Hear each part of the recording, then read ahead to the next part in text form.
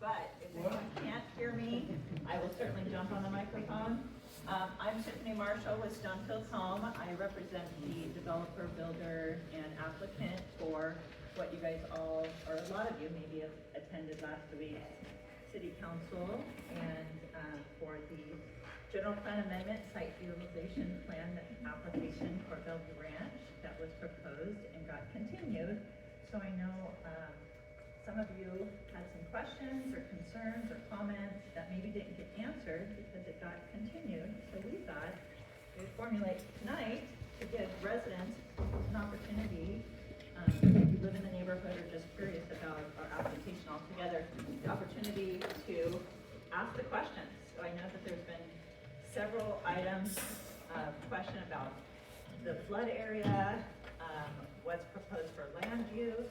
But I thought I would start first just to remind everyone what the application is for the site utilization plan and general plan amendment, which is for ultimately our application for land use changes for a vast majority of Bellevue Ranch West and Bellevue Ranch, what's known as Bellevue Ranch West and North. And I'm just gonna come over here real quick just to kind of show everyone, because I know this is a big map, but it looks small from if you're sitting way back.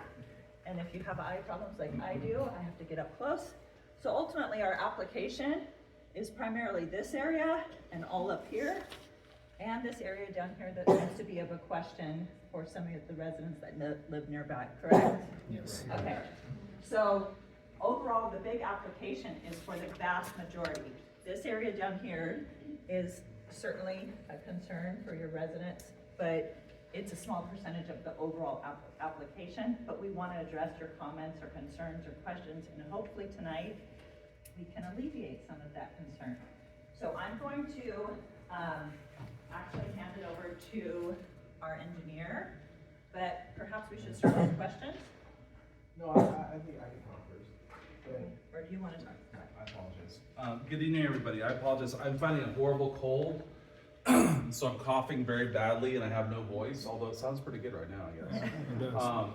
I want to thank you all for taking time out of your busy lives to come tonight to learn about the project. We're here to listen. We may not have answers to every question you have tonight, but I want to remind you that the City Council is scheduled to hear this project next Tuesday evening, right? So make sure you're aware.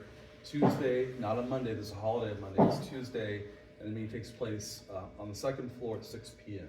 So I'll make sure that I let you know there's a public hearing at that time frame. Tiffany already introduced herself.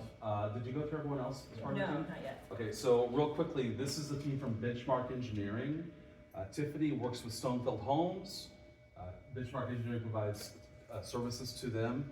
This is the applicant team or the developer team. With me tonight, I also have Julie Nelson. She is our planning manager. I have Francisco. And also IT. Yeah. Okay. We also have Francisco's in the planning department as well in the back. I wanted to make a couple of acknowledgments. We have a couple of elected officials who are here to kind of listen to your concerns and hear the presentation.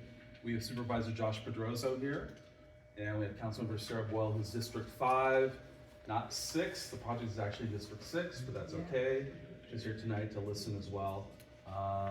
For you, my name is Scott McBride. I'm the city manager, also still overseeing development services, so I've been involved with the project for quite some time now. I know there were comments made at one of the meetings that this has seemed rushed. I want to assure you that we've had a third-party person helping us do environmental review and looking at this for quite some time. This project didn't happen over a series of weeks or months. It's actually been much longer than that. The process that you get involved in, however, is towards the end of it, so that's why it feels maybe rushed to many of you. We did have a public hearing on this, I believe it was November 8th at the Planning Commission. Does that sound about right? Okay, I don't recall anyone coming to the meeting, which is okay. That's fine. You don't have to come to the meeting. But at least you're aware of it now, and you still have the opportunity to come to the council meeting on Tuesday at 6 p.m. To hear basically the same information we're going to share tonight, make your voices known. We've received a few emails and a few letters from residents maybe here.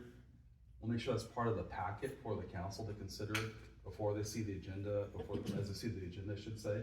So we'll embed that in the project. I wanted to mention too that we don't have with us tonight, but we do have an independent party that's a CEQA consultant. CEQA is the California Environmental Quality Act. They've reviewed the project along with city staff. We've had outside modelers for traffic that have been involved. There's a whole series of other technical people involved. They're just not here tonight. So it's really the applicant and a few people from the city. We're here really to listen, and we'll try to share information about the project and what it is.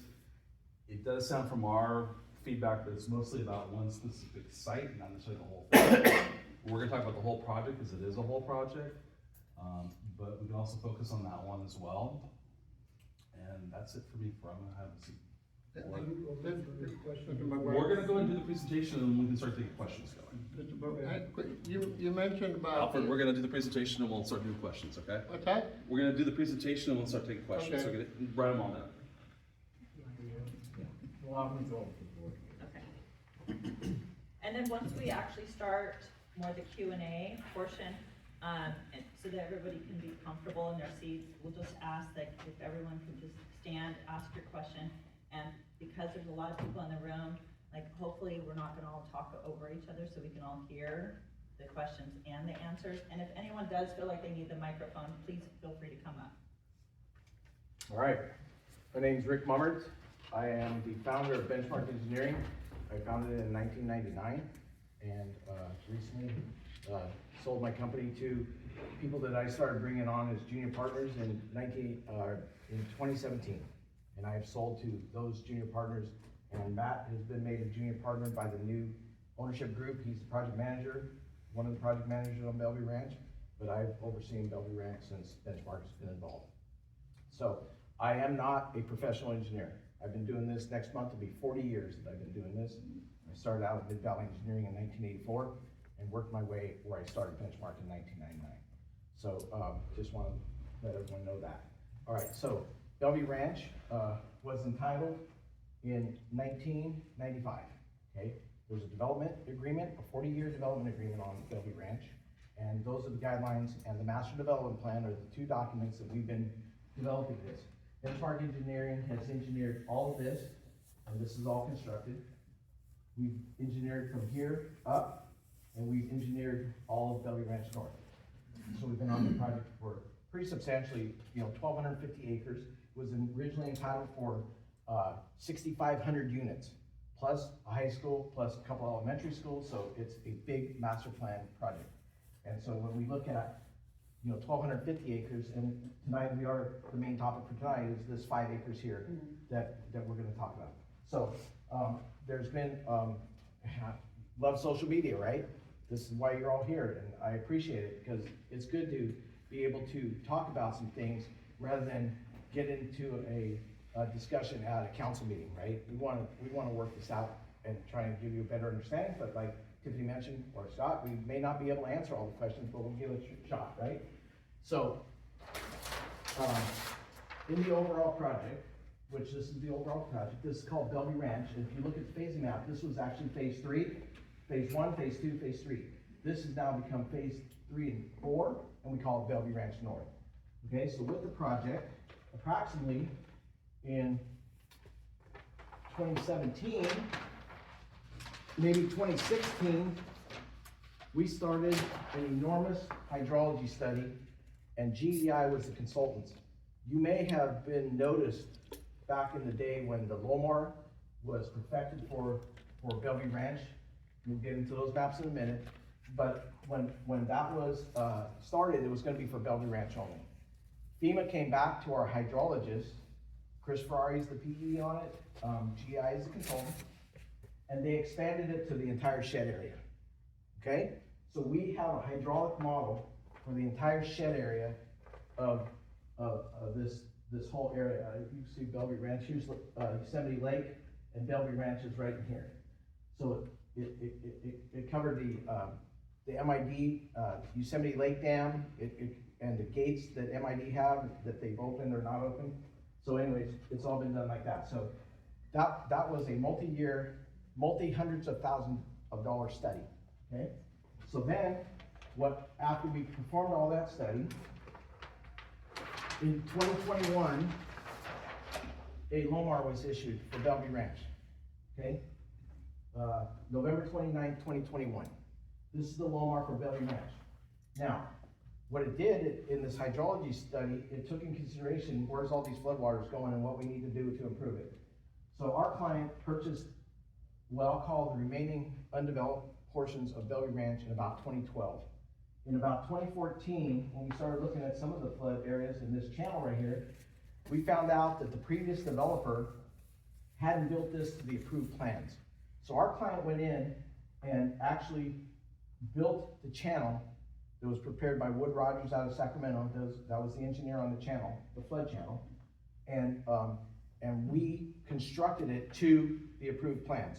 And we have certified as-built of within 1/10 of a foot all through this entire channel. So we hogged out about a foot of dirt out of that area. And the floodplain actually looked a little bit different. So with this Lomar, we also have all the biological areas in this area is now a bypass channel. You can see what is on the other map. This is Village 19. There's a bypass channel here. And then in the area where you're talking about right now is about 11-acre parcel, and we installed a bypass channel there also. If you also known that, seen that out in the field. There's a bypass channel next to that pad that we built. FEMA has all of the hydrology studies and all the mass grading plans that we've done for the entire ranch, all right? So what FEMA did is we found out that there's some restrictions where Ferris Creek comes into Black Rascal Creek. There's a major constriction right there to not allow the water to flow through. So then what happens is backwaters up into Ferris Creek and also Cottonwood Creek. Oh, that's another thing I want to mention. That with the development of these villages down here, there's also a bypass channel along, flood channel along where the bike path is, along Cottonwood Creek. So we have all these bypass channels. So what happened is, FEMA comes back and said, okay, we want you to take this giant hydrology study and we want you to cut it off at the confluence of Cottonwood Creek and Ferris Creek. Don't map a Lomar south of that. 1,100 properties were affected south of that confluence. They said it's gonna take us years to go through that.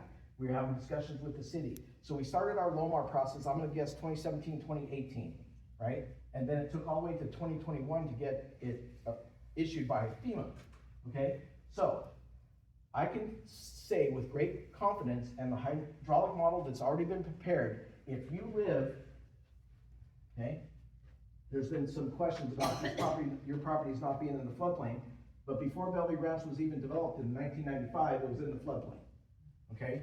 So, and then I think there was a letter that was sent out that they've been paying flood insurance since 1989, okay?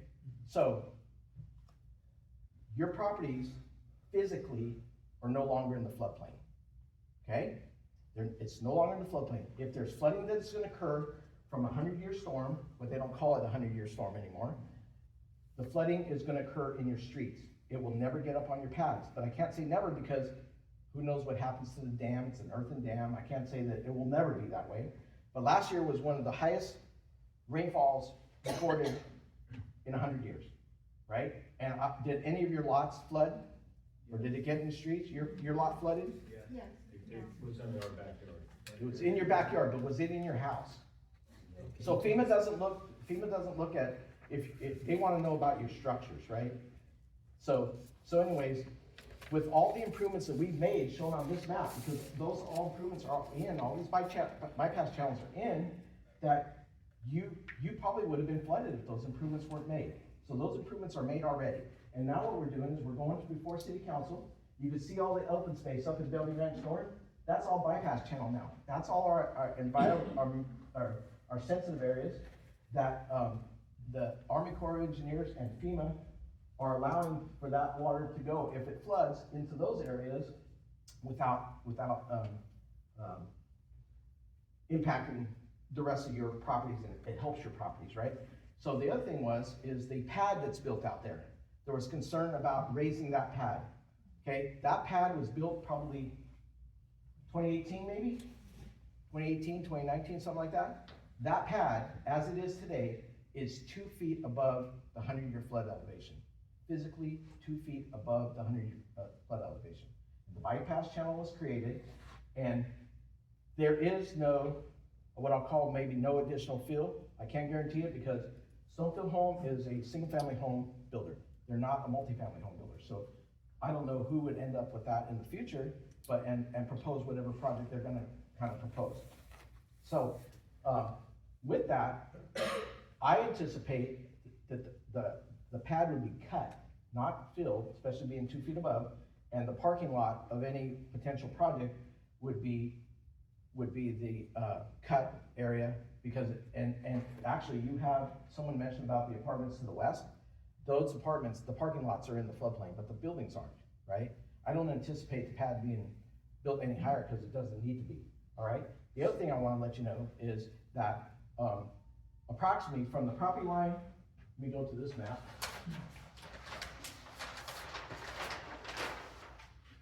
From the property line right here, for these lots right here, that are adjacent to Ference Creek, it's about, between the bypass channel and the creek, it's about 152 feet to the property line. So you got a 152-foot buffer there, all right? The other thing is, when the Bellevue Ranch Master Development Plan was approved in 1995, the project anticipated that Ference Creek would be channelized, okay? It's a channel, it's a drainage channel to go through there. The Army Corps of Engineers come back sometime after 1995 and said, you're not relocating that creek, right? So the channelization of this channel right here went away. Back in 1995, there was the realigned channel, plus there was 2 little pocket parks in the approved 1995 plan. Those little pocket parks, so this area right here was one of the parks.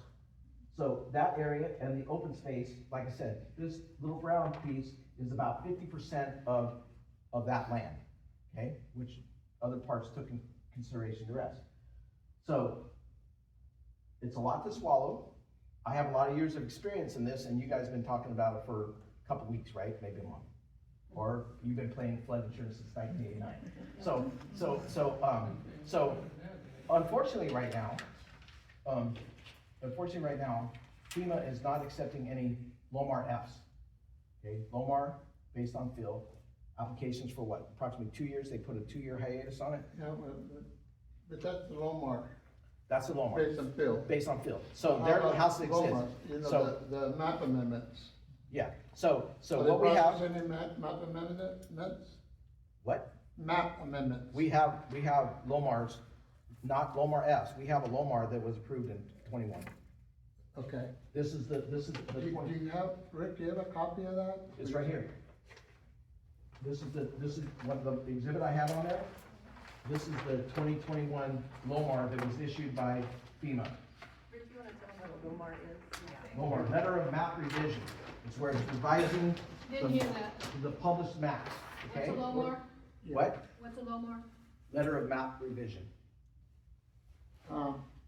Lomar dash F is when they talk about just a particular parcel and that has been filled with material, that's what the F comes in. An amendment changes the whole map, and that's a major undertaking, it's a much bigger study on it. When you use the Loma F, you use information already created on the map that was done through probably the original study or a map amendment. And there's a lot more studies done for that. So we did the amendment. So, yeah, I just didn't see it come up on a permit, It's not a national ferment. flood. It's not a ferment. It's actually, there's the document. Well, yeah, permit's a picture Yeah. of that And stuff. so this wasn't a Lomar F, Alfred, this was a Lomar. So anyways, so what we have for you also, Quick so question, where is that little lot that we're talking about on that? on this, it doesn't show on this map. Because it's. So because FEMA asked us to stop at the confluence of Cottonwood Creek and Okay, Ference so Creek. that map doesn't show anything. for Yeah, the- that For you. Lomar is So irrelevant. now, that was brought up with the revised to reflect Lomar effective November 29th, 2021, is this map. So this is the extent that it went, which basically follows the previous 2008, the revised 2010, the 1995, all those are pretty much the same, right? So until somebody takes that hydrology study and actually applies for a LOMAR for all of that area, it will always be in the floodplain, right? Until it's mapped out of the floodplain. So it is in the floodplain? It's mapped in the floodplain, but the hydrology study and improvements that Bellevue Ranch have made, it's not physically, I don't. you're all buying flood insurance because it's No. mapped that way. It's that map way.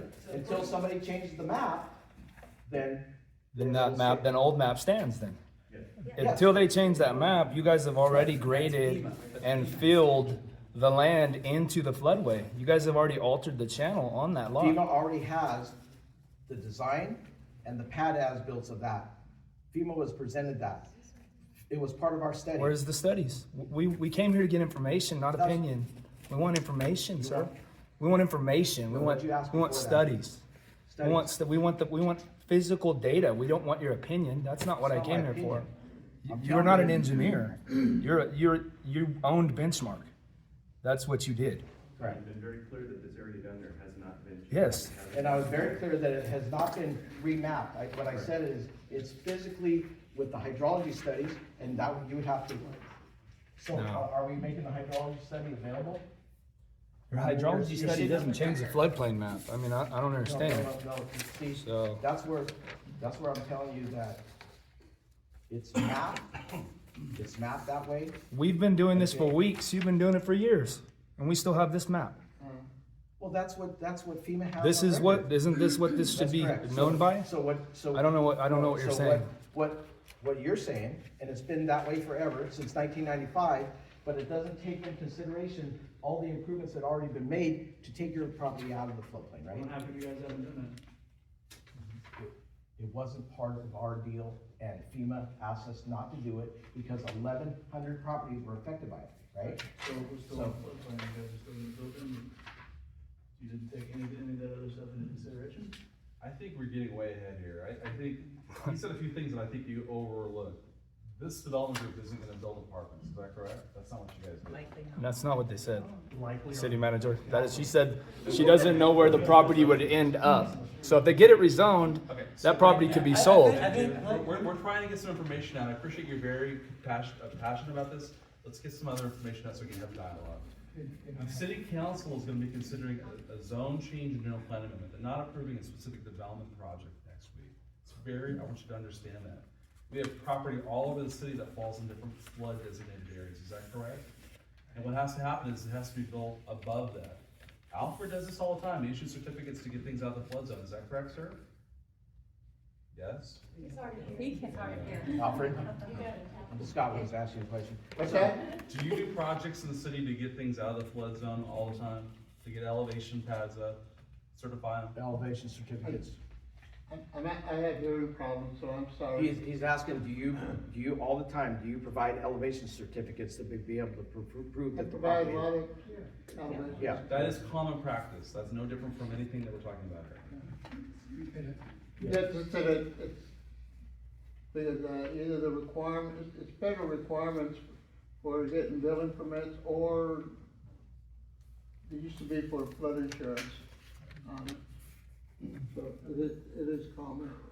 And there's several people here in the audience that have done this, but you know what I'm finding here, Rick? This amendment is north, this revision of this landmark is north of the Correct. of that foot. That's That what- place that got filled in, I still see it, it's in the floodway. It's mapped that way. It's mapped that way, okay, Alfred? So what I said earlier was that pad and the design and the pad as-built were provided to FEMA along with all of this rest of the study that went all the way to Black Rascal Creek. But they need to Okay. publish the findings so that, FEMA didn't wanna go that route. They wanted to stop at the confluence.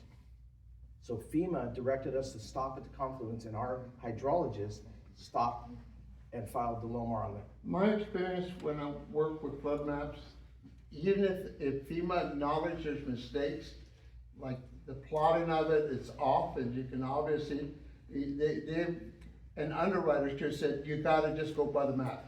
Whatever's on the map, Okay. that's all you gotta go by. So what happened, I'll just, good question, Alfred, because what happened was, we were stopping there, at that pad right there. But what happened was, it didn't match the existing flood maps in half a foot or less.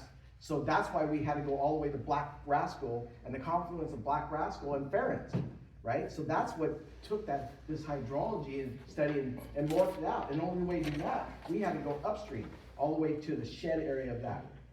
You had a question, and Josh had a question. Okay. I have to get up, I got bad little bit. Based on the ratings that we got at the time on this that's available now, why would it be wise to bring in soil and elevate that little square as high as it is now? Mr. Hofstadter brought in earth, and that lot was a vacant lot where water would escape into. If Grants Creek overflowed, it would go away from those structures along that creek. Now, that ground's elevated about to my armpit, all through there. Why would he want to do that and put those residents in more danger? Because- And who gave him permission to do it? So, number one, we got a grading permit from the City of Merced. That's who gave us permission to do it. City Merced did that? City of Merced issued a grading permit for the mass grading plans for that whole project. That included bringing Included soil this pad, included this pad. and elevating Because, that? and elevate it to get it out of the Wow. floodplain. So, when you say, So the when you city's say, liable too then? huh? So the city would be Well, liable to? what liability? Because here's what's not being understanded. You said, right, that by doing what we did, now it is potentially inundating the neighbors. And I'm saying that we built a bypass channel to mitigate that field that we put in. Plus, with all the other improvements we did in Bellevue Ranch, took all of your properties out of the floodplain. It's not mapped. I'll guarantee you it's not mapped. But it is out of the floodplain according to the hydrology study that we submitted to FEMA. And if you want to see the hydrology study, then Alfred's a professional engineer. Why don't we rebound that again? Because it will take a little bit of what? It'll take a whole bunch of, a little bit of what? Money. Of what? Well, it is money, but the hydrology studies have all been completed, right?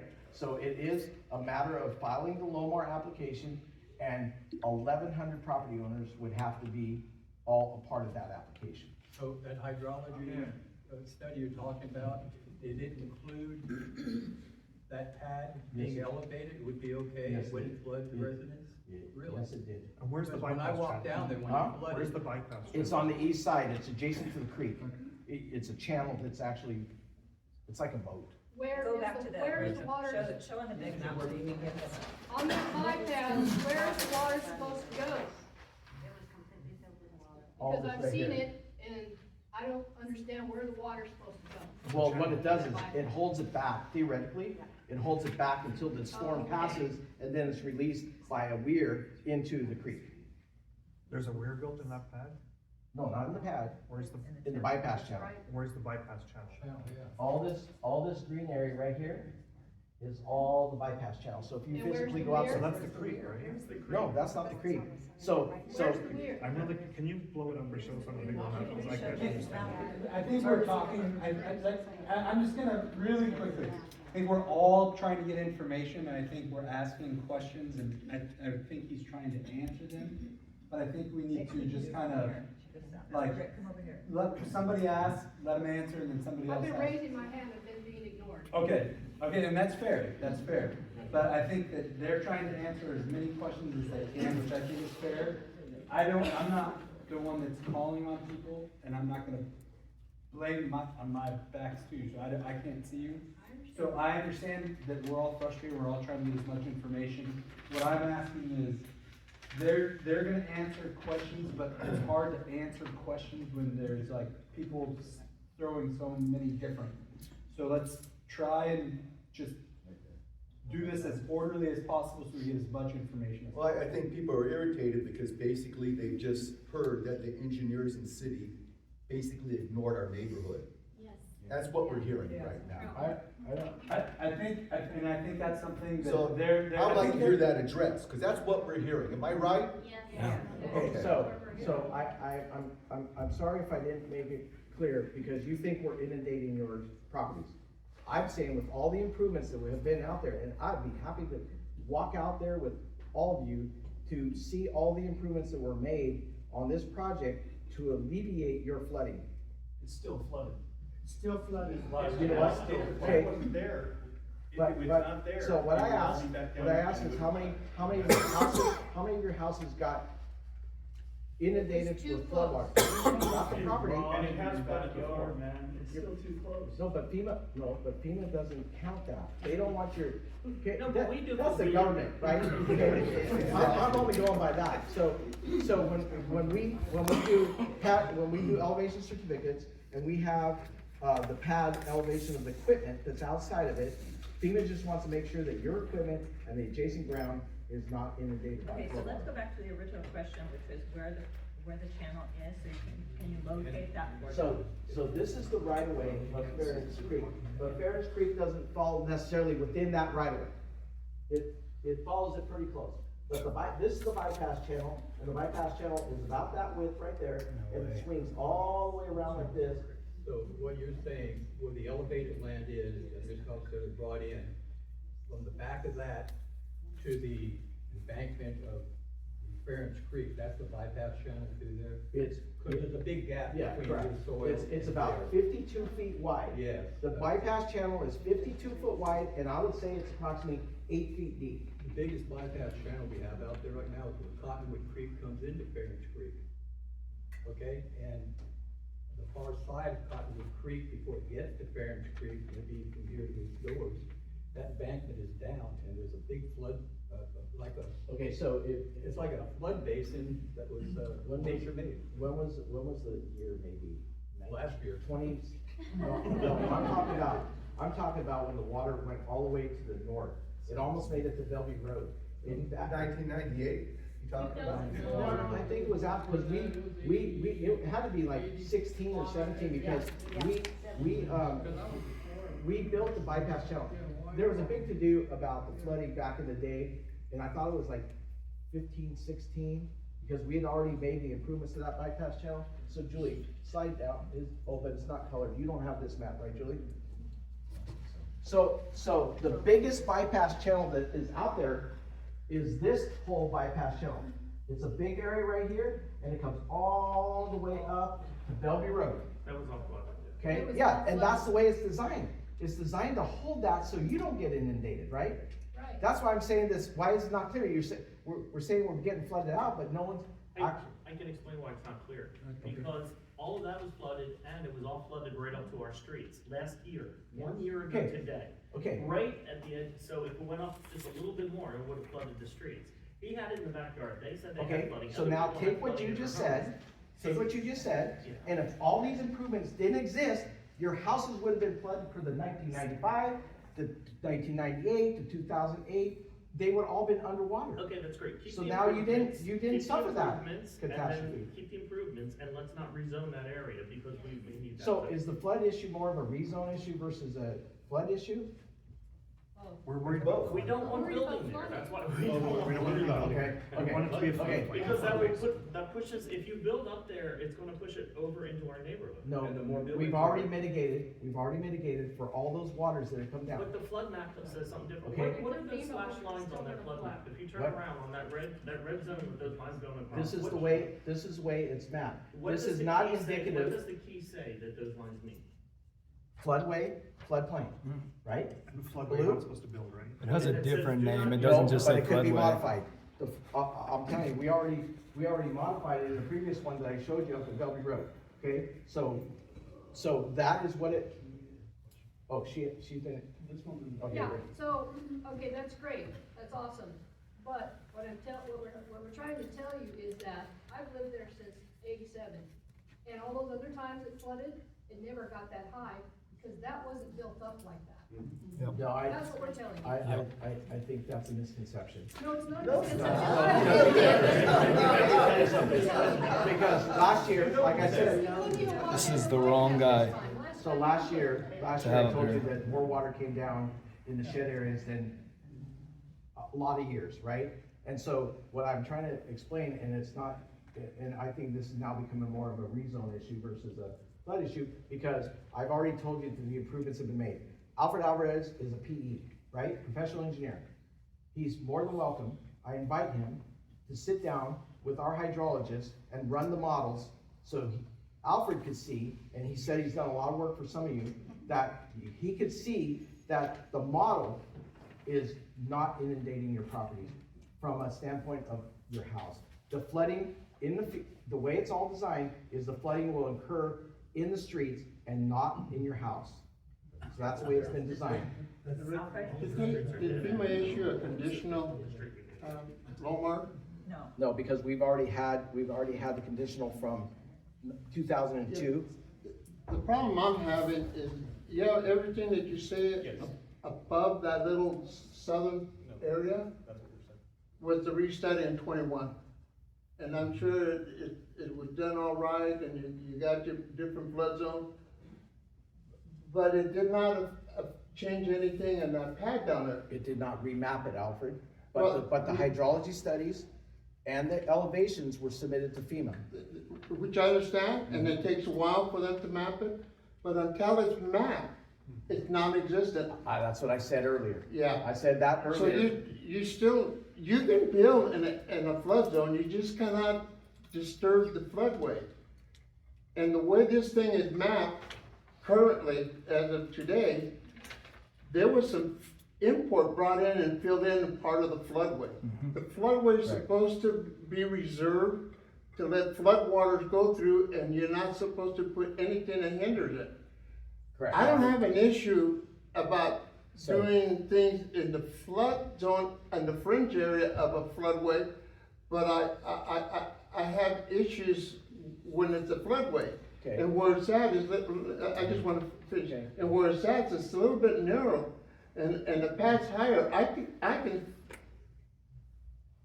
well, I worry if the water's gonna breach the banks on the east side and go onto the houses that along San Jose. So this is If why. you had a conditional, it's something they give you while you have a chance to put the improvements, but until you do that. We had a conditional in 2002 or 2004. That's the conditional that we went off of. So there was some other. What area was that for? Well, that was for the whole Bellevue Ranch area. I'd like to see that Well, conditional. yeah, and so what we need to do is dive into our records, but the thing with that, that I'd like to say that addresses your comment, Alfred. Let me say one other thing. Go ahead. Okay, that pad was all a part of the original application. Okay, it was. Okay. And that original application included all the way to Black Rascal. That was the application. Then FEMA came back and said, map it to the confluence.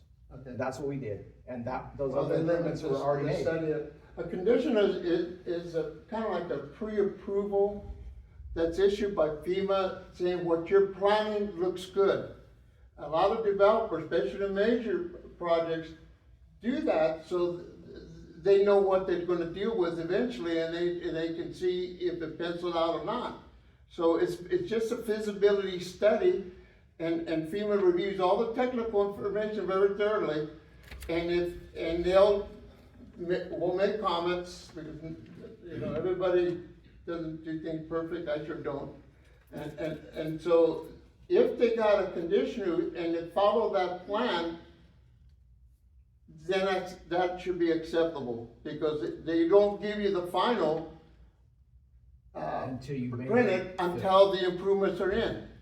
You just gotta wait, but you gotta make sure you follow that. Because eventually the engineers have to submit information to FEMA that this was done. You know, so it's fine. So if I can see that in the conditional one, that if what is being done happens, and it takes all that out of the floodway, then you're fine. I think. But I like to see the documentation. And what I would like to do is have you meet with the hydrologist, because they handled all the FEMA applications, they handled all the notifications to all the neighbors or the affected properties, right? So, and I don't know, okay, because yours didn't get mapped. So all of the 1,100 units, we have all of the letters prepared, huge amount of 1,100 properties. That's a lot of postage, right? We had it all ready to go when we were told to map it to the confluence and not taking those other properties at that time. Sir? And then, so what are the chances of moving that to somewhere else just south of Cordova? This, Yeah, moving that up south of Cordova. from, Like, why was it put down here and not closer to the development? Why wasn't it right there just south of Cordova? this is a city storm drain basin, and this has, biological constraints. South of Cordova? South Cardell, that used to be a park back in the day, on the original master development plan, but it's got biological issues. It's got wetlands and who ever knows what, but that's biological sensitive, and that's how you see all these setbacks up here. That's all the biological setbacks, and that's why we're going for a general plan amendment. This was commercial, that was residential, this school was smaller, this was all residential, so, I don't know if you read the packet from the planning commission or where it's going, but overall, with all these biological constraints, this project's lost 1,590 units.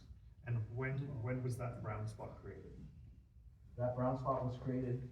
Like, when did that first? Well, start it's not appearing? created, When did because it the council first- hasn't approved. When did it first start appearing on your maps? Well, as concepts or it appeared on the maps as the application. As the proposed zoning for the application, When? with this application. We- So like right proposed now? mapping. No, we applied for this application probably mid-22. We had to have, traffic study. 2017, It's a 2017 application. yeah. Oh, it is? Okay, With that 2017. brown spot? I don't know for sure that had that brown spot. but So when did the brown spot appear on the, that's my question. At some point between 2017 and probably a year and a half ago, because we had to go through traffic analysis. Our traffic engineer passed away. We had to get another traffic engineer and redo the study and. Essentially, it's been proposed as, it was originally 10 acres, it's now been proposed, not approved, proposed for 5 acres of a land use designation for development. At least a couple years. We don't know the exact date, but at least a couple years. Okay, Sure. okay. Can I come to the map for a Sure. second? Yes. I, bought my house at Bay Court, which is about right here, in 1996. And Wainwright's increased their apartments by double the size in 2007. When I bought my house, FEMA says you have a 1 in 10 chance of flooding.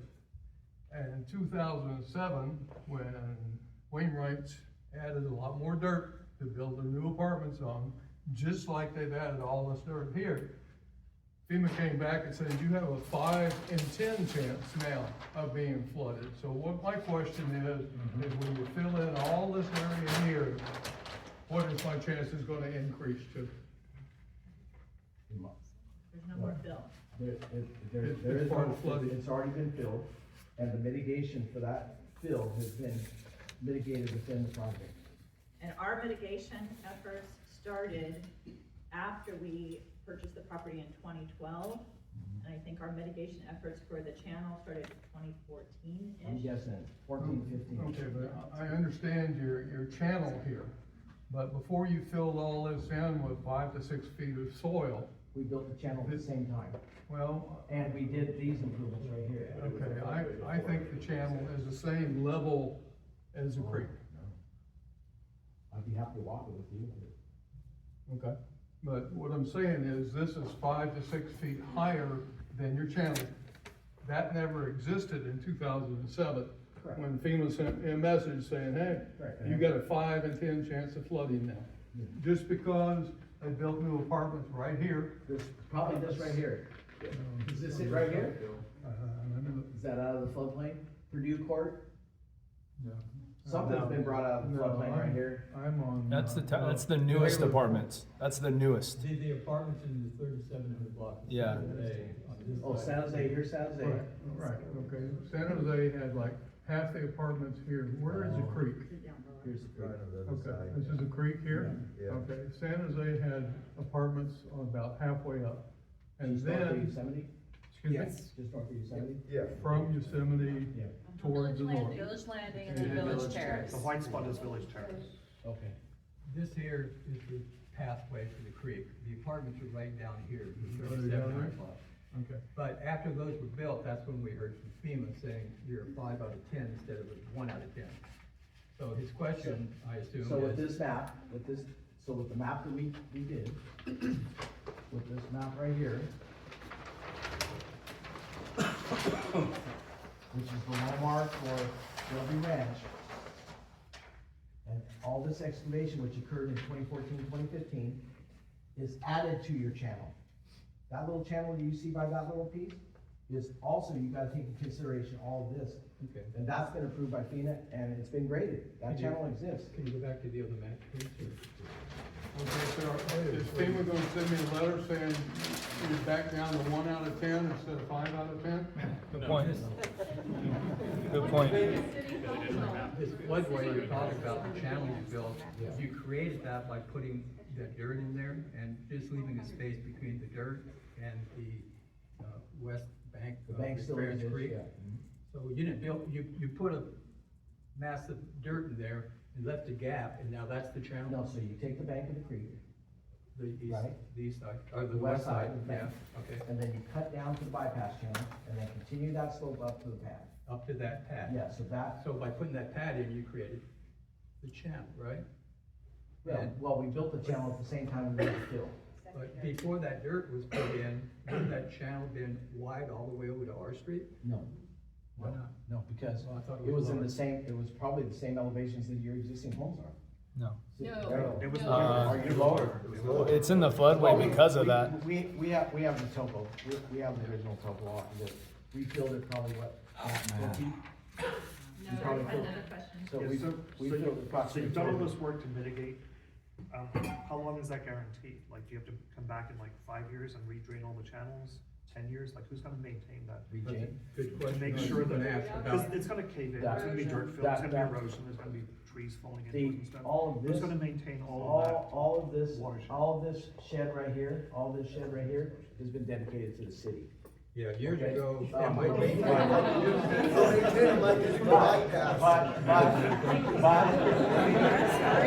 Let me say but, okay, I got a but in there. Wow. So, what I said was all of this right here, all the way up to Bellevue has been dedicated to the city. This little strip has not been it because it's one parcel, we haven't mapped it. Back to that. Several years ago, MIT took care of that. Okay? Let me finish. They came out and they backhoed, they got all the sludge and everything out of there. And they built a berm on the west side. I called MIT and I said, hey guys, now it's gonna flood in this cul-de-sac. I think it's a liability issue. They're out in within 3 days and they moved all that out. Okay? I called MID in regards to this meeting and they said, you're right. It's now the city of Merced takes care of it. Well, in the around 2015 or something, there was 13 or 20 calls to Army Corps of Engineers about that there was some grading going on out here, and it was actually MID cleaning out the channel. Yeah. So They there thought was. it was us. They thought Which it was proactive, and I thought it was appreciate something else. that, and I'm wondering now, it's all on the city of Merced to do it. I have a question. So you're talking about all the water that's been mitigated, pushed around. From FEMA, you can see we've been talking about FEMA. They talk about watersheds and development in a riverine watershed, which is what this is, affects the runoff of stormwater and snowmelt. Buildings and parking lots replace the natural vegetation which used to absorb water. When rain falls in a natural setting, as much as 90% of it will infiltrate the ground. In an urbanized area, as much as 90% of it will run off. Single-family homes, 35 to 40% impervious surface, 35% of the rainwater runs off the land. Full urbanization, 61% of the rainwater runs off that land. We were within inches of flooding on our side of the bank. Yeah. And how are we gonna deal with 61% more water runoff coming? But not only that, if you look, Stonefield's also developing behind Crookshank along another creek. That's another 61% of water that's gonna be going into that creek, which that creek goes into Farron's Creek. Thank you for not cutting me off. Appreciate it. Okay, so what I say about that is, I read the document that you're talking about, right? Thank you. Yeah, it's a good document. And it was provided to us to address. I don't know if it was a FEMA publication because it was. Absolutely, FEMA, flooding, and flood Just maps. about our opinions and interpretations, it doesn't say FEMA on that. Oh, it's absolutely 100% No, not FEMA. what You we would like got. to look it up right now, we can. No, what we So. did. So the other thing is That detail was very interesting, because there was fill made on that cross-section. Have you all looked at that cross-section? Yes. Okay, so there was fill made, and then what it did is it placed that fill into a perceived flooding of the adjacent development, right? So it said with development, before development, and then with development. Okay, so now what happens is, exactly what I've been trying to say for most of the evening, that scenario did not take into consideration all of the bypass channel improvements that we've made to offset that. You offset something that doesn't exist, that you don't know how you're gonna develop it, you've already offset it. When there says that this FEMA document do you see says a that bypass channel there? 61% of rainfall runs off the land, that's just talking about building up the land, so you're putting in parking lots. So It's not Alfred, talking about what Have you you seen just a raw said. land, okay, I'm gonna ask you a question, a raw land runoff coefficient of 0.61. Before we get the, we're talking about two different physical currents. That's storm runoff. Yes. That is true. And usually a lot of things are designed, for storm runoff of 5 or 10 year frequency. Well, this is flood control. That's a whole different area. Okay. And you look at a larger tributary area, and most of the flooding comes from the Sierras. It's a big, large area, so you can design local storm drain control, but you cannot afford to do the flood control with the same criteria, because you won't be able to buy the house. So It just- Alfred's correct, so there is two different scenarios, one is stormwater runoff and one is Yeah, flood but water. when they study this, and if they know what the development is planned for and stuff, the hydrologist brings all that factors in there, and it's, part of it is like a time sequence, it's time of concentration, so you gotta look where it flows slower, when it gets and accumulates, and some of the water will leave first, and then the other one, come in, so that's two different subjects, but they're related. Yeah, so let me address that, since it was brought up, okay? So in Bellevue Ranch, the biggest basin that we have out there is the Village 10 basin right here. Okay, the Village 10 basin takes the runoff water that you're talking, not at a 0.61 or 61%, but more of a runoff coefficient for city standards. City standards is a 50-year storm event for 24 hours, right, Matt? Okay, so then we hold in, now we didn't design this basin, but we designed these three basins, 1, 2, 3. Have you ever been to, I've drawn a blank on their name, what's his name? The park, 14, Village 14 Park? No. Yes. Yeah. Okay, so that park is the only park that's been developed, that's a basin, park basin, right? The other Village 15 basin and the Village 7 basin haven't been developed, it's just still a basin, right?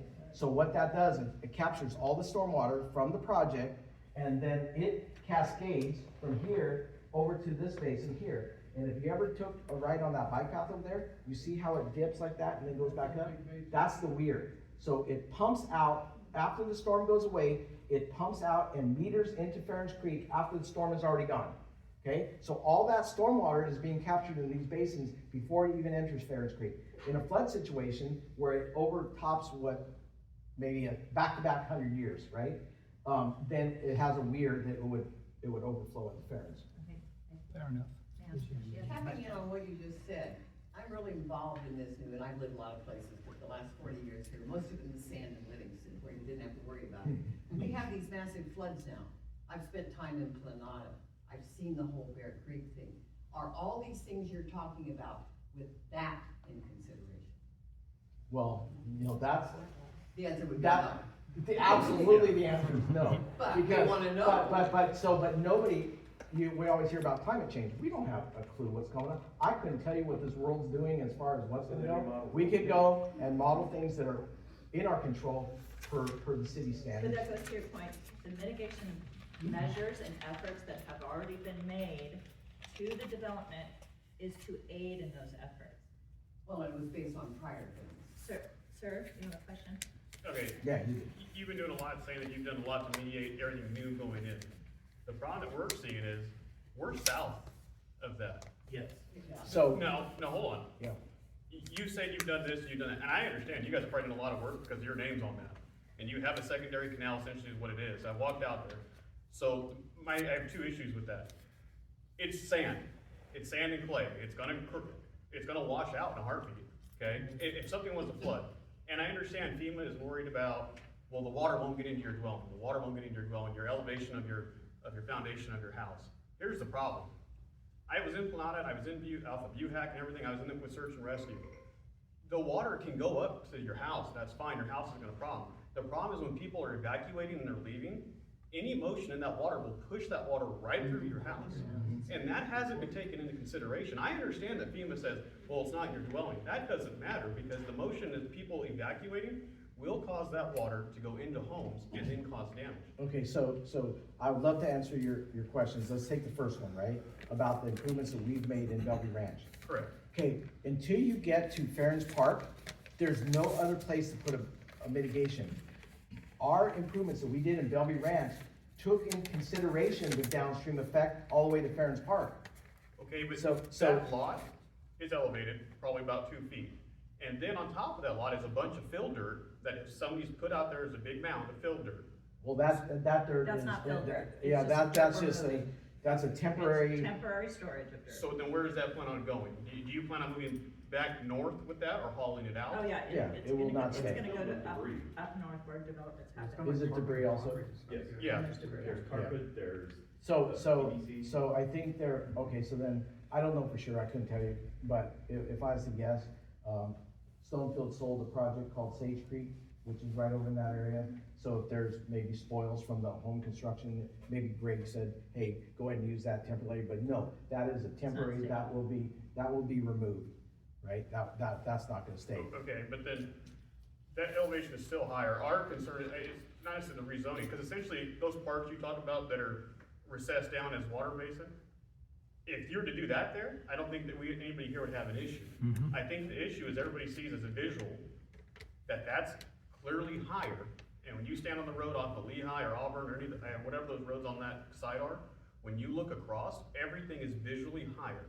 So when we have an issue, and this, to some degree, is not your problem, it's really the city's. I understand that part, that's really, because if that pump station or anything like that goes out, we're trying to mediate that before we have an issue. That's our biggest problem. Because that visually is all higher than where we're at. Even, I'm sorry, what do you call that secondary piece? Bypass channel. Your bypass channel?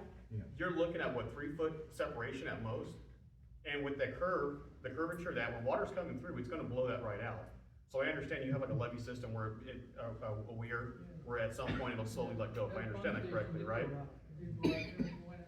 That pump station did go out, went out last But year. correct. Because I walked all the way out there and it was out.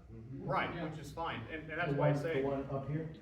no, lower. The one by the apartment. No, I'm not aware of that. Correct, and that's more so the issue in this room.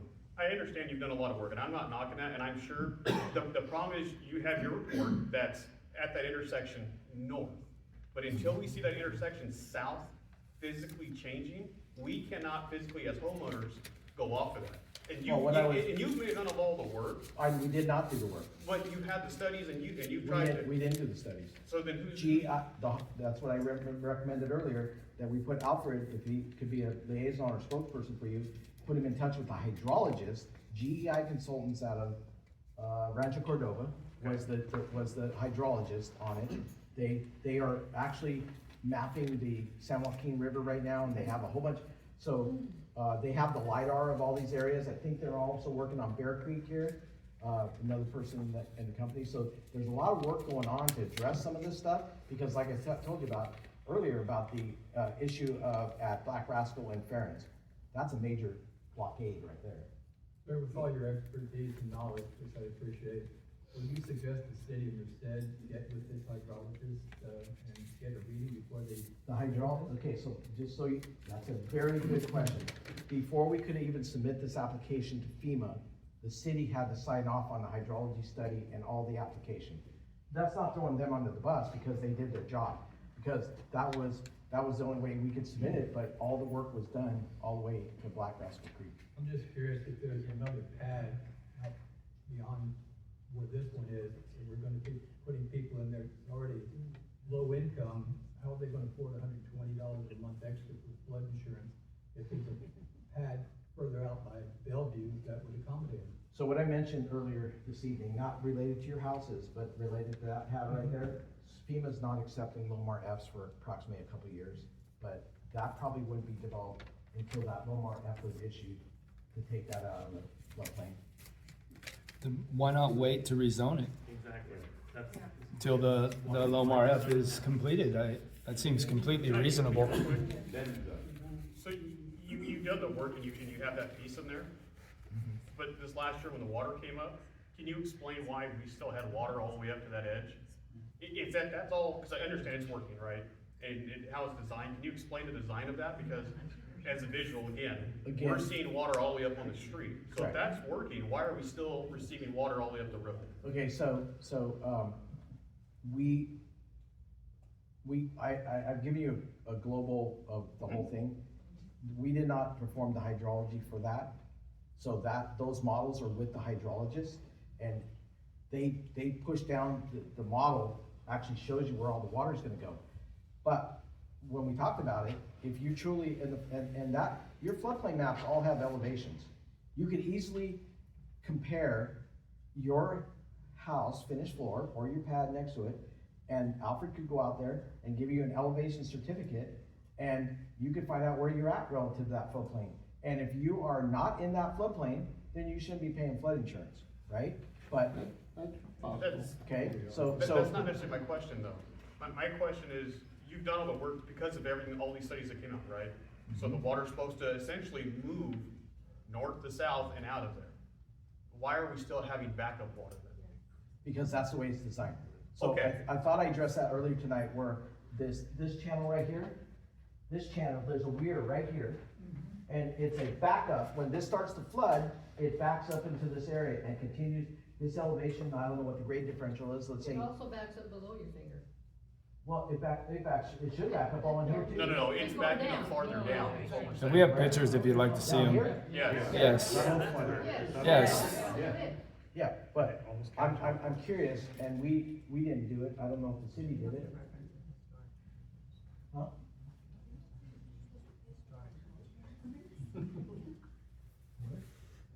So how this last storm was like, how many years last? Oh. Wow. It was more than that, probably, right? I don't know, do you know, Alfred, what? I didn't hear the question. No, I know you didn't hear that.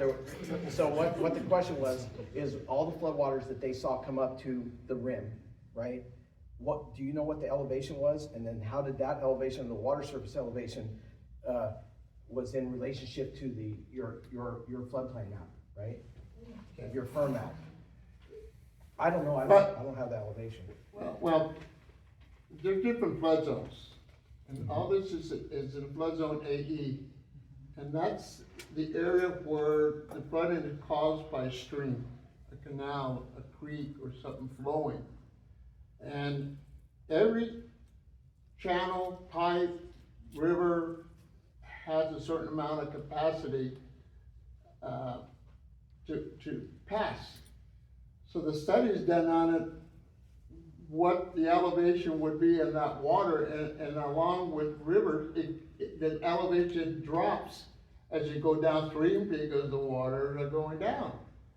And so it's all based on engineering study, and you use the same datum for these elevations, and then you add some little cushion, like the state code now requires that the BFE gets a design FE of 1 foot higher. And that's for the wave action, so so it's just based on calculations. Just like when you size a beam, you size something, you come up with it, and every beam's different, every stuff, so it's just a study. So I think in my conclusion, yes, Alfred, thank you. I think in my conclusion, I could only recommend that Alfred, who knows a lot about flood, get with a consultant. What we want to emphasize here is this is one piece that you could go have a discussion to council about, but our general plan amendment is for this whole thing. See the little colors? only the colors are the proposed change in the general plan amendment. That's all we're asking. So if you wanna present to city council your opinions about that little piece, then I would say you're free to. Can you clarify something, please? Yeah. That lower piece that I understand you want the whole thing, right? Is that lower piece a part of what you're doing? Yes, It is. it's part of the application. It's part of the application, yeah. Is there a way to amend your moving forward without that lower piece? And just do that north piece of what, cause that, you've said it multiple times tonight, that's mainly what you're after. Could you make an amendment to that and leave that lower piece out until, because we're essentially gonna be rushed on this in about a week, right? Is there a way to amend that so just the upper piece can be, so you can still be approved to do your half, but when we can have time to focus on that lower half? Obviously, I'm not the property owner, so I can't speak to that. Tiffany works for the property owner, so I don't know if she could speak to that, but it would be our client's call. A lot of individuals that have their hands up, so why don't we start with you? So to piggyback on that, and I guess my question is more for the city, what would it take to amend this plan to remove that lower piece? Yes. They wouldn't amend the plan, it's something that the council could decide if they wanted to bifurcate the approvals. Okay. But they could say, we approve all this but not that, or we approve it, it's some other thing, that's the council's discretion. Understood. My second piece of that question would be, if we have to wait for Lomars or FEMA to update that area, and you're gonna put low-income people there who would not be able to afford flood insurance, and you're gonna wait 2 to 3 years to build that, I guess my question is to you, Tiffany, what's the problem with taking that off and applying for that plot later down the line when all the FEMA stuff comes out and everything's good and dandy to the new hydrologist FEMA plans, where we will no longer be in this flood map, as Rick states? But I'd like to take a chance to answer a couple things. Number one is, I don't think anyone said that that's low-income housing there. Yeah. Who said that? Affordable. Affordable is different. Affordable is not low. It's high density residential. It's actually medium high medium? No, medium low. High It's high medium, no, density. no. Yeah, It's high medium. 12 to 24 units per acre is what it's proposed. So we're looking at. And is it And just single remind you, family? it is part of our application to propose high, medium density for multifamily. We're proposing. But you're not a multifamily builder, correct? We are not a multifamily. What do you So my propose? question is, why would that be part of your application if you're not a multifamily builder? Why can't we? Well, There's multiple. Well, look at, there's so many multiple sites that- multifamily. These are It's all part of all multifamily the units. land designation that is the density of the variety that is required for the zoning of the property. So I I guess mentioned my earlier. question still stands, I'm sorry, I don't mean to be repetitive, but my question still stands to you, Tiffany. What would it take for you guys to omit that piece, since this is clearly rushed? I mean, I live there, I pay flood insurance, I learned about this yesterday. So to go back to your first question, again, I'm the representative of the developer. Hearing everyone's comments tonight, certainly this is part of the whole reason for us to hear the feedback, is to go back to my principles and have these discussions. And again, to piggyback off what Scott said, it's also based on council is going to vote on what their permissive approvals are or aren't for that, for the whole site, including that piece. And, we have council member here also listening to all the feedback. And I think your second question Was notification, what you just said, you found out about it yesterday. Were you not noticed on the planning commission meeting in November? I was not, no, was I supposed to do that in the mail? I don't know how many people got. No one. I don't think it So we've been working on this project and application Okay. for 3 years. So Julie said from the property boundary is 300 feet notification. So that's not, we didn't. But it also goes in Of the property owner. I'm the owner. Yeah. I didn't get a letter. within 300 feet of the. I'm on Clemson Court, I just. So I just want to address the noticing. I can tell you that the noticing went to the appropriate folks that need to be noticed. If you're outside the 300 feet, you wouldn't have gotten it. But he said he's within the 300 feet. I'm 300 feet of the creek, is it a 300 feet of pinpoint on the what? property? It's not necessarily the What creek. is- Property boundary. Why do we draw the boundaries off? Off the property line. Off the property lines. So we're obviously within 300 feet. Yeah. We didn't get it, I didn't get it. I know I've heard, I think that the mapping is accurate, and I apologize if you weren't aware of it, but we follow the parcel line, the 300 feet around it. We saw each one that was changing, is that what we did? Yeah. Or which one? So each area that was changing, that's where it generated the readings. Oh, well, then they would have been, but if they were within 300 feet of that round, they would have done It doesn't trouble him. It doesn't trouble It him. seems to me that Thank you're you. talking about Thank you. this 300 feet Yeah, radius. thank you. But You know- people are living right there and you can see them, and you're doing this whole plan for that whole neighborhood, not whole neighborhood, for that whole area way up past, Old Lake Road and everything. But you couldn't notify the people, I mean, look at your plot of land right there in that orange, and you see the neighborhood right there? Even the houses that are right on that street, most of those people didn't receive a notice. We happened to receive a notice, we live at the very end, we probably live within 300 feet of where they're going to actually have that border. Yeah. But there are tons of people, there are several people here I know We that follow the live right state in that requirements neighborhood for that did not. noticing. So why, huh? We follow the state requirements for notice. Yeah, but you did the bare minimum, yes, Yeah. that's exactly what we're. So- to your Because point, your to your point is in the point, middle of our if area the there, council and wants you're to do not more paying than attention that, to what if the happens council in wants to that do more than that, they can set that as a policy. They have not set that policy at this point. That's what happens when we're the brown spot. Yeah.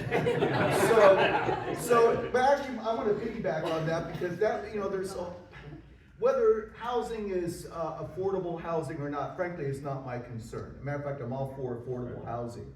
My concern comes when we start increasing the density of housing and people living in a small place. My first concern is the flooding, which is why I think all of us are here tonight. It's the flooding, one.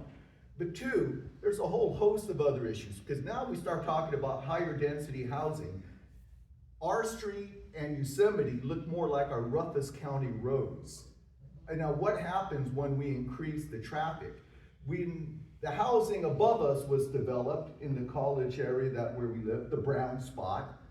And Charles, that's our name for now on, Brown Spot Community. So, but you know, what we saw happen all of a sudden was San Jose, University, Lehigh, and Notre Dame turn into raceways as people would cut across through the neighborhood, going to the college, both colleges. I mean, so to say that, 300 feet of the development, we did our duty. No, you didn't. You failed your civic duty. You failed your responsibility to citizens of Merced. I think this has to be, frankly, I'd be going to the chalkboard. You know, I'm a retired teacher. You know what I did when I had a failed lesson? And I think there's a few teachers in here. I go, let's back up here. Let's erase and start all over it again and do a redo here. Now, there's a whole host of issues. And I don't think anyone's happy here about, frankly, your response about how we've been overlooked. And that's been the frustration here that's growing this. And I'm not here to demean anyone. I want to make sure. We do multiple things, just so you're aware of it. We do the notice with the 300 feet of what's affected. We also put notices in the paper, which are for general notice. Anyone can. Who reads the paper? This is what's required for us by law. We're telling you. By law. In addition to that, we posted all on the city's website. It's there. So I'm not sure that it's going to appease anyone. I'm just telling you what we do, which is required of us, and that's what we comply with. To your point about traffic. If you have existing traffic issues, let's talk offline. I'm happy to have the police go out and enforce traffic. We're adding 3 more traffic division staff to help do this type of thing. It's a separate issue we can work with, and I want to talk about that. Can I have one concluding statement on that? Sure, absolutely. We went to, Charles, how many was it? 3 different traffic street committee meetings? And basically, the condensation with which we were met at each meeting was frankly embarrassing. And I know there were several of us in here that sat in them, you know, and whoever was in charge at that time, well, studies say, I found his study, it was an article in some journal where we actually found 2 or 3 scholarly studies, you know, and you got, you know, Menlo Park, Redwood City, for example, talking about speed humps and stuff like that, mitigating factors, and we were basically laughed out of the room. So the feeling of this community isn't very good regarding how we've been treated. Yes. I have a question. Are there any other developments that have been approved with incomplete LOMA studies, city manager? Is that a normal practice, that you wouldn't wait for the study to come in, that you would just move on and just approve permitting or the process? I don't think there's anything that's incomplete on this project. The LOMA is incomplete, it's not for our area. That study does not go Areas aren't part of into, the project, it's just the rezone. that our was- area is part of the project, it's right there on that map. And that area right now is in what, Rick? It's in the same Yeah, correct. floodway designation as yours, I floodplain. mentioned this earlier today, we have sites all throughout the city that are in the regulatory floodway and in the flood zone. But that you build in? but that And site- they have designations. We're not talking about building, we're talking about designating it as a general plan designation and zone designation. It's already been encroached on by the So- grading that happened. So that was part of the hydrology study that was submitted. It was part of that. Alfred talked about the Clomar. I don't know what the Clomar said originally, but that was part of Bellevue Ranch Master Development Plan, and it was included with the entire FEMA package. FEMA's the one that came back and said, stop, cut it off at the confluence. So I think we talked about that a lot. What I wanna do is address the traffic question. You have that traffic question. So all the projects that you're talking about, San Jose and all these are already existing, right? So the traffic's generated from existing developments that already occurred. In this particular project, you would have to go all the way up to Cardell or all the way down to Yosemite, come back in this way. So there's, Lehigh doesn't go through, so there's not a direct connection to your neighborhood. So how would these units right here affect the traffic within your? They cut through all the time. They cut through, you said it's a shortcut, because there's no lights. And it's a raceway. I mean, No, but 60 how would this property right here get to your neighborhood? They would just go down to Yeah. our Yosemite. If you go down our street, it's a dead end. You won't get to. Yeah, I know that way. That's kind of my Yeah. point. How would it get across the creek into this neighborhood? They go. It'd have to go down to Yosemite, come back. Right. That's what they do. Lehigh is proposed to go through. No, okay, so Bridge is there, Lehigh only got. okay, I've been working in this town since probably the 80s, right? And I've always been told that Lehigh is never gonna go through. Don't ever talk about that, but Lehigh is, I said, you already got a bridge. They go, consider it London Bridge because it's not going through. So since the 80s, I've been told that it's not going through. Well, to answer your question, people just go down Yosemite and they cut up San Jose as fast as can be. And sometimes they turn down Rensselaer and go up Notre Dame. and- Literally just knocked down a street light 2 or 3 days To ago. avoid the M Street and Yes. College? Yes, they go to University, or they go to Lehigh, or they go up San Jose. Yeah, there's, Okay, we have that's- several, I don't wanna get off Yeah. topic, and I know everybody still has a few questions, and ma'am, I wanted to. He answered, I was Okay. going to ask. I have about one Lehigh. comment on to add to that. Sir, A week ago Tuesday, we were invited to attend the, and at that point in time, they were gonna make a vote that night to approve this. As a result of people showing up, this night was scheduled, or another night was scheduled to come in. But a week ago, if we hadn't have just said anything, it would have gone through, with no questions asked. Not The developer asked for No. contingency, right? The developer asked for contingency, right? They wanted to vote that night. Well, they could have avoided the contingency and voted that night, so it is a possibility. It was my birthday. ma'am, So this was not part of the original plan when Bellevue Ranch was first going in, this was not part of it, right? what do you mean, what part? The brown Like spot. this brown spot, this was not scheduled to be built on. I can't speak to that, that was before my time, was that piece? Oh, part of the it was the original bike, plan? I'm sorry. It was when, part of the original master development plan in 1995, it was a channelized relocation of Ferris Creek. That Ferris Creek was gonna go all away, and it was gonna be channelized all the way up to Bellevue Road. Concrete channel like LA. But that changed, When the Army Corps of Engineers said that that's not gonna be channelized. So they're building there now because they can't build these units back where they were supposed to, right? Yes. That's basically what's going on. And the biological constraints. So they're putting, so if this passes, the city is putting the wants of a developer over the wants of the citizens, right? So they're saying, oh, the developer wants to put this here, so that's okay, and I understand, developer adds a lot to the economy, but you have all these citizens that say, no, we don't want that there, because worried about flooding. And so if the city passes this, it's putting the concerns of a developer over the concerns of all of these citizens who are, I bet all of us work, all of us are contributing members of society here, we all pay property taxes to the city. And so you're putting, the city will be putting the desires of one developer over all of us. Live up to your mission So, statement. let me answer your questions as best I can. Number one, nobody's putting anybody's feelings over anybody else, because, well, you don't, number one, I suspect you're gonna be going to the council meeting, and you're gonna express your concerns, right? So the council is gonna take that into consideration, right? And I believe that they're gonna do the right thing, whatever they need to do, right? And so, what was the other point I was getting? Oh, so I don't want to pit this to developer over the residences, because this developer has sunk in millions of dollars to get to this point. The hydrology study's been done. Either the city or somebody else just has to go map it, and you'll all be out of the floodplain. You take $1,800 a month and add it all to all those units, that's a heck of a lot of money. So why don't we wait till that happens and then talk about redesignating, rezoning this area? That's what I said, it would be left up to our client to see if he is willing to, pull And that up off. to the city council as well. Okay, sir.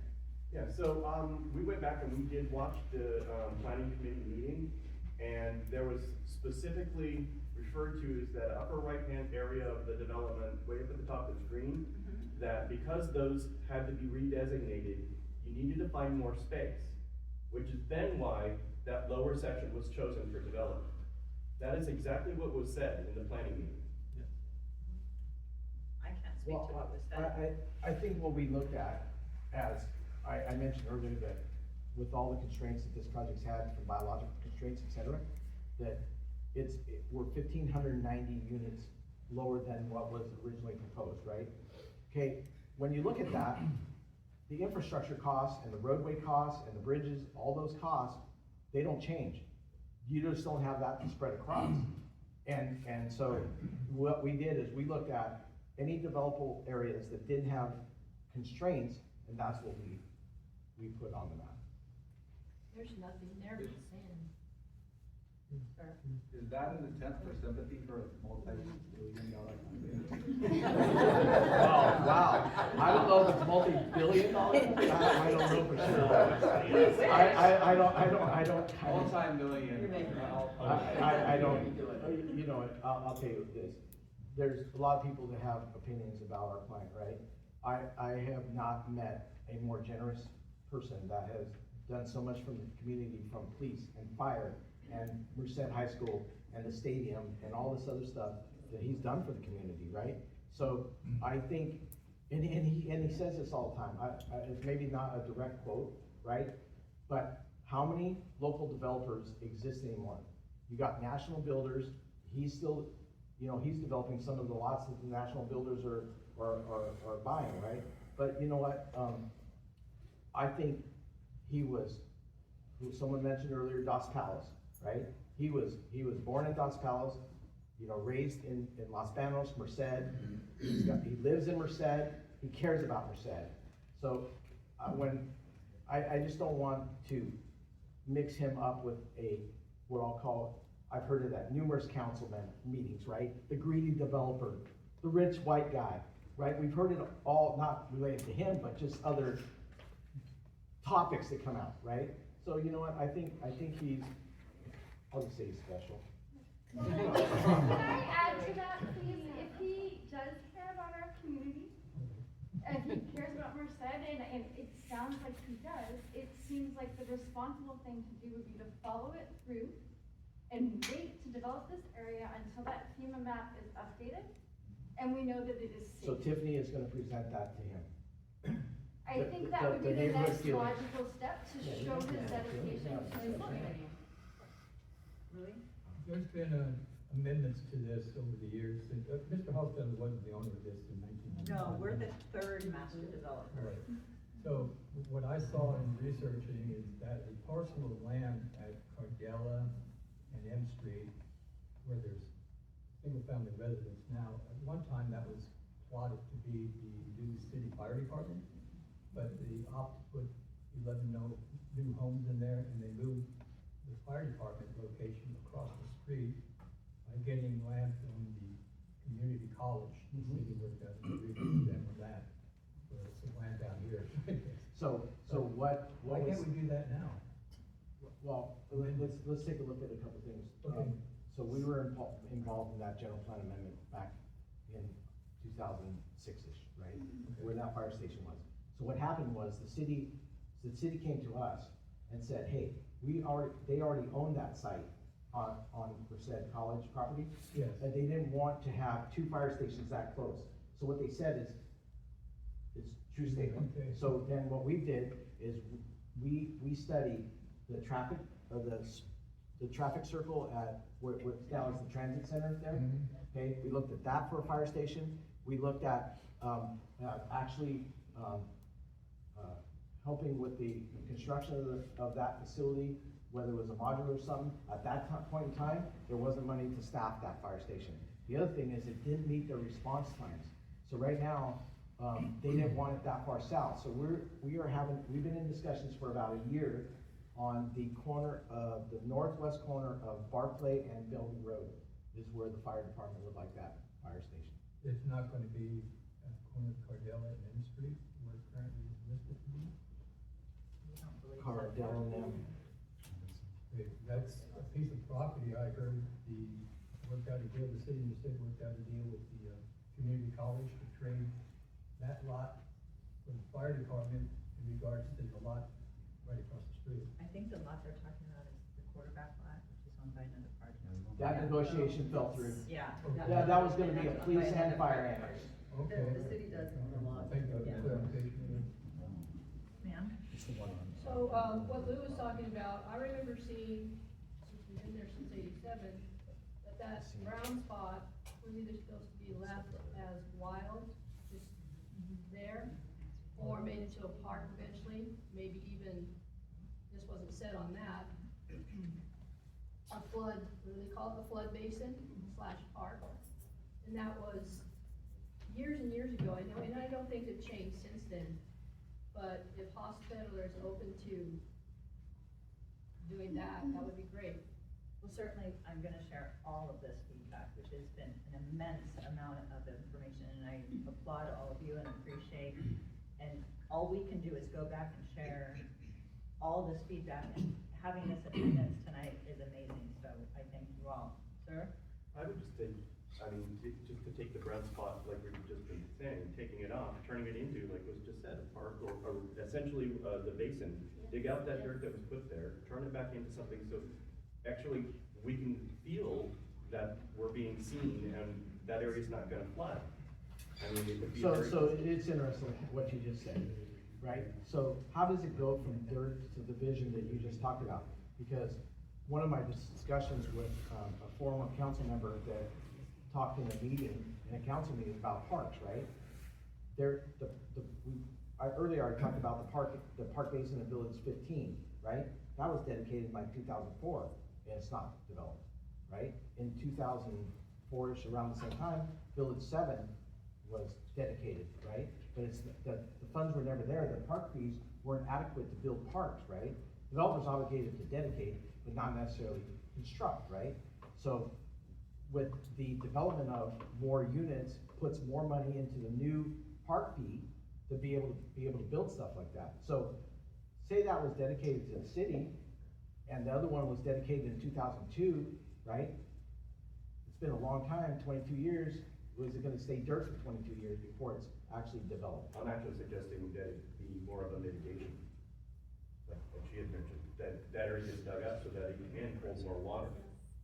No, I'm not saying who's developing it. No, he's saying more like depressive, like a basin. Like a basin, but it's still the same thing. But Elmer Murchie Park is a developed park basin, that's what I'm saying. I was getting more to, you didn't wanna look at the brown spot anymore, right? No, it's not Just look at the green spot.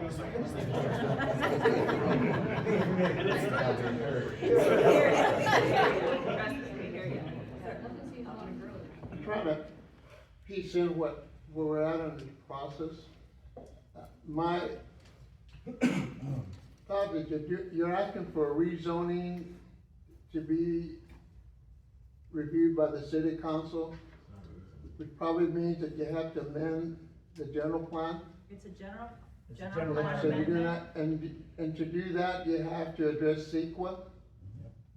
And was there an amended draft EIR for the general plan done already, or has it been certified? Where are you in that stage? Because that takes in the traffic, the open space, the flooding, all the concerns. So there was not a amended EIR.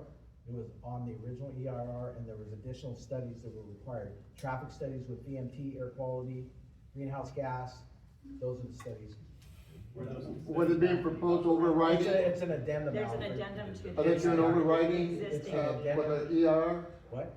Are they doing, for CEQA, are they just doing overriding? No, it's an amended. How can you amend It's an addendum. amend the general plan without We're certifying the? we did an addendum to the EIR for the project. Uh, That's part of the action that To the existing council. Okay, so that was done. No, Yeah. the documents prepared, the council has to certify. For the lower area. Were there any mitigations about traffic or, anything done to that? Yeah, so the traffic study showed that with all the units that were down, that the impacts were less than what was in the original EIR. And then we had to Okay. go through the DMT So it was process. addressed. Yeah. I'm not again, I'm just Yeah, no, it's a trying good to piece question. the whole process been done and is not skipping something. No, we had a CEQA consultant that is contracted with the city, that's worked on the project for about. And was there a grading permit issued for that lower area? Yes, there was. Okay, so Way prior was to there a the- biological study done on the premise? Absolutely. That's wonderful, so there's no vernal pools, you didn't find any salamanders, any? I identified that, Oh, it's real. You laugh, they have stopped some big, I've done bridge work and road work, and, there's a lot of stuff that I couldn't address. Go ahead. Are they gonna continue our street all the way out to Bellevue? So that area is unannexed right now, but our street is intended to go all the way through to Bellevue Road, and actually go to Nevada Street is what the general plan shows. Actually, it shows going north on Nevada Street, but, there's biological constraints on that property north. Okay, but there's gotta be somehow for that traffic, for all these new houses, to get into Merced, other than just going Bellevue down to M Street or down to G Street. So- Eventually, our street is Yeah, a makes major common arterial. sense. That's Yeah. what I was curious about. Yes. Thank you. I just wanna surmise my thoughts on this. I do feel comfortable about this project, and I'm really glad it's coming in, and I feel good that the city is watching carefully. Rick has done really good work as far as times I interacted with him. My concern is that they still follow through with all the requirements with FEMA. If the floodway hasn't been changed, they need to take the dirt out, or they need to address it or something, just follow the rules. You can build in the flood zone, but not in the floodway. You gotta look at the traffic, you gotta look at, what you're replacing your open space, and any other things that'll come out. And if they did a biological study before they grade it, that's good, because a lot of people start grading and later on say, well, hope I don't get caught. If I do, so what? You know, so they're fine. I feel comfortable. That's an interesting point, because you made a comment, I'm sure the word bazillionaire wasn't used, but something in that range. But I don't think this man would risk, I've never met him break the law, or ever come close to ever pushing the envelope of risking everything he's built his entire life on bypassing something like a biological, or doing this or that, right? And so, that's my comment That's on good. that. It's good vibes from that. Charles, did you have another question? I forgot already. Oh, wait, actually, yes. Do you have a FEMA floodplain administrator that you guys are working with that we could speak with as a community, or Your FEMA, or floodplain manager for the city of Merced is the city engineer. him? No, Yeah. he's city manager. Oh, okay, my bad. My bad. But if Scott, you wanna add that to your resume. Now, is he someone that we can speak with? Is he available for us to speak to about that? About his findings? It's not back till next week. Oh, okay. Thank you. He's not present tonight. There's a house going up for sale possibly in the Bailey Court, and based on this, would be interested in buying it? He's offering his house. No, because. Are you asking Scott? Hey, 5,000. I hope we've, maybe, like, I think Rick and Scott and I, all three of us have said, maybe we didn't answer all your questions, or maybe we didn't even give you all the answers that you wanted to hear. But we hope that this was informational for you tonight. And of course, I didn't bring enough business cards for this whole group, but if you contact the city and you wanna have any more dialogue with me or Rick, you can contact them, they'll give you our contact information. Otherwise, we're gonna take this feedback back to our principal, but I wanna go ahead and conclude the evening unless anybody has anything else to share. You got two questions. Can you just leave your business card on the counter so we can take a picture of it? I didn't even bring not one business Can card. you write your number on the board? I absolutely will. Okay, thank you. And then, so you're gonna go back to talk to the developer, and so we'll find out on Tuesday if things have changed? Well, I don't know. I can't even answer the question. I might have an answer tomorrow. I might not have an answer until Tuesday. Okay, can you contact Charles if you have an answer? Yeah, tomorrow? absolutely. Thanks. Sir? The maps that you do have of the hydrology and everything the stuff that FEMA worked before they wanted you to stop, would you be willing to share those to us? It's public record. It's all public? It's not ours, it's public record by FEMA. Okay. You know how we can access them or where to go? I think you can actually access it from the city website. FEMA.gov. Yeah, or FEMA.gov, yeah. It was. Yeah, a couple years So ago, the only thing, 2021. the only thing that would not be on the FEMA website, or even maybe even the city's website, is the hydrology study that was prepared. And that's why I recommended that Alfred get with the hydrologist, so then he's aware of what's going on, and he sees what was actually modeled, and then he can convey that information to you all. And by the way, I'm not representing anyone. I'm here on my own as a citizen, but I would be glad to volunteer to look at it if you guys wish. I don't live in the area, but I was born in Merced, and then a native of Merced County. I'm just doing this as a citizen. So, I'm looking at it objectively, not just feeling good about what's happening. You were next, I think. Oh, no. Okay. Louis? I just want to thank our city council member that did come. Thank you.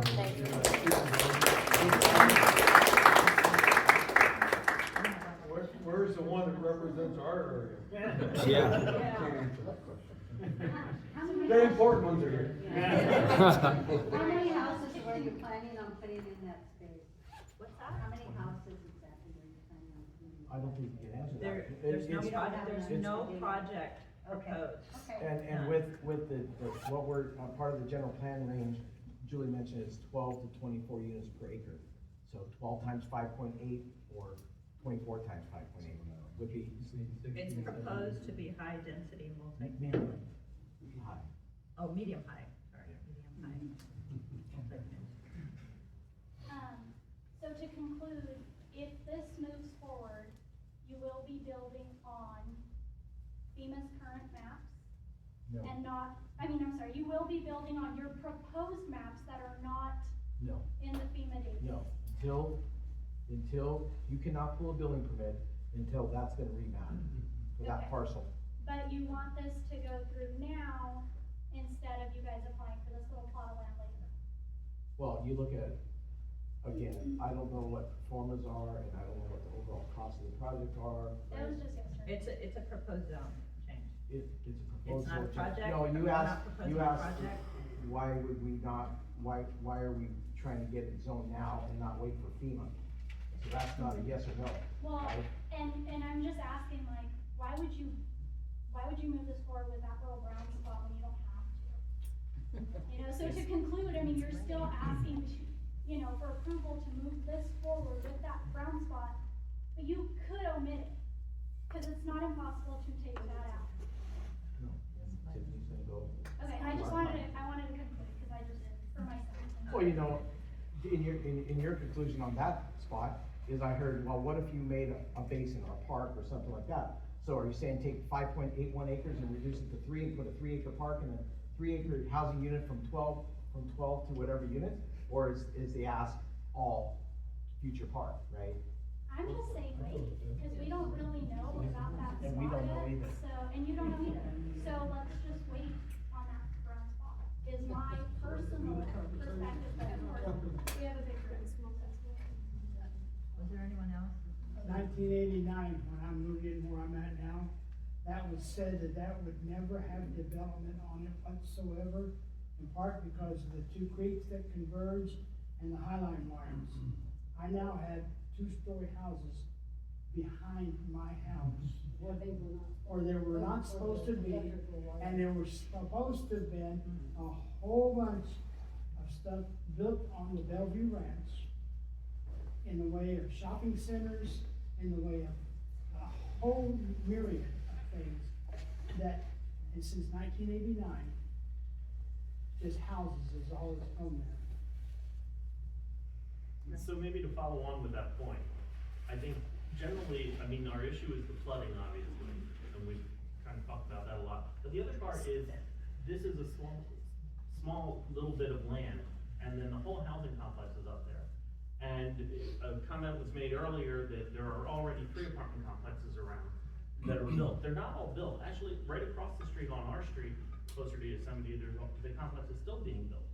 So in terms of traffic that we were talking about earlier, that's an issue. They're not on your plan. This is the first I heard about the firehouse and the police department being possibly close to They're not where on we our are. plan because it's not a part of our land. Right, but that's kind of my point, is like, you took that little park and just put it in the middle of like our community and the community across from our street. And then told the minimum number of people possible, and then, so it's maybe not an point to you so much as maybe the, city council, that this is not, like, you know, where's the development in our community in terms of where are the parks? Where are, like, any sort of commercial developments? What are we looking at in terms of making that a nicer area to live, rather than jamming more housing right there in the middle of it, where it floods anyway? And I think that's the biggest issue, is why you have such a bigger turnout. Yeah. We are feeling a little bit overlooked. You know, and You have this whole plan going this way, and then you have that little comma, and nothing going that way. Like, I Well, don't expect you to see it have on the brand- map. I don't expect to see it on the map, but I don't see that there's any consideration of what's going on in that community there. So, That's been there. are you It's just talking about specifically Bellevue Ranch or your community? ours. Okay, Why are we here? so you have a brand new development at the northeast corner of G and Yosemite, right? Huge. Everybody I On the talk other to side loves of it, the college, yes. right? Yeah. Yeah, well, it's still within, let's say, less than a mile from your house, right? Yeah, about a mile or a little more. Okay, so what I'm saying, that is new development. But you earlier said, oh, those other 3 apartment complexes are all done, right? They're not. Actually, there's still building going on there. No, So- I said they were on the west side of our street. I was trying to There's some assimilate on the where west you side of said our that they were street, and then located. there's some on the east Yeah, side. I didn't know about the ones on the This south. is my point. That's the point, is that you don't know. Like, no Why- one's so- looking at, so we're not looking at. it I'm from dealing that with 1,200 perspective some of what acres, how come impact. why do I need to look at 2,000 acres, right? I gotta focus on what I'm doing, because there's other projects, other property owners and stuff, I'm working for our client. But you're putting something right in the middle of our area, so it would be nice to look at the area. That's the point. That's the point, is we've already made, I think, other people have already made that comment, that it feels like we're not. I don't think there's And I much don't more think I it's can say. necessarily, it's not necessarily the Bellevue Ranch, as I said, it's also the city council. Why, like, so this is why we're here. You know, I think we all hear it's, at this point, you know, first of all, in terms of the developer, I think we all appreciate everything he's done for the city of Merced. I think we recognize that. And, you know, and I just understand it's also the nature of the beast. Developers do what developers do. They develop. But I kind of made this point earlier, is that I'm beginning to see this as a function of our city officials. I mean, Yes. no one had to greenlight this. No one has to greenlight it. You know, and I guess I'm gonna speak from an aesthetic point of view. I don't wanna go back into nostalgia, because, I mean, we all remember when M Street ended at the college, and everyone in the neighborhood would take walks, and through the whole area, my kids played in what was 3,000 acres of land, rafting down creeks. There were bobcats, foxes, we've all seen it.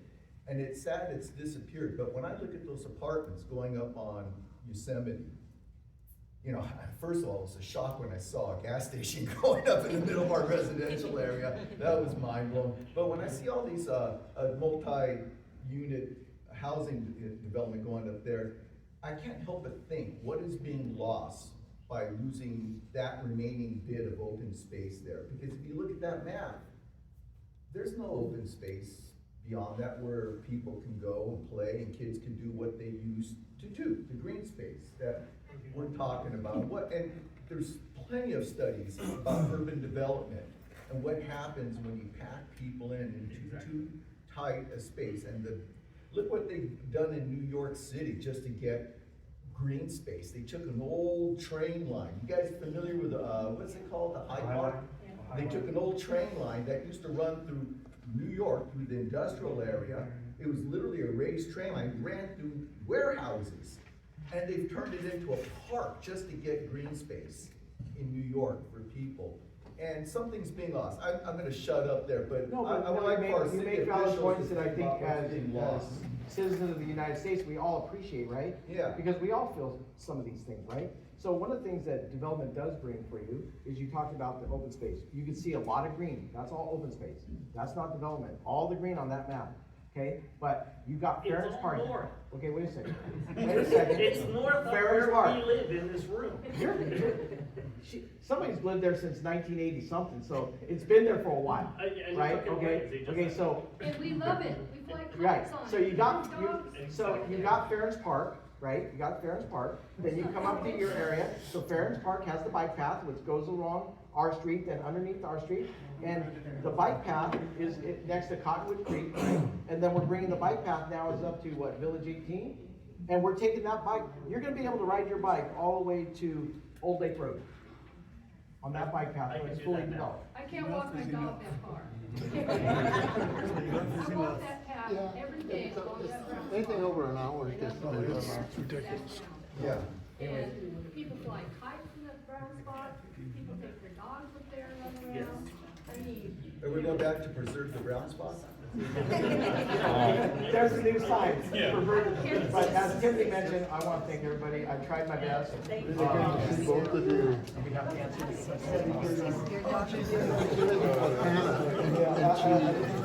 He's at signing at high school, for this school district.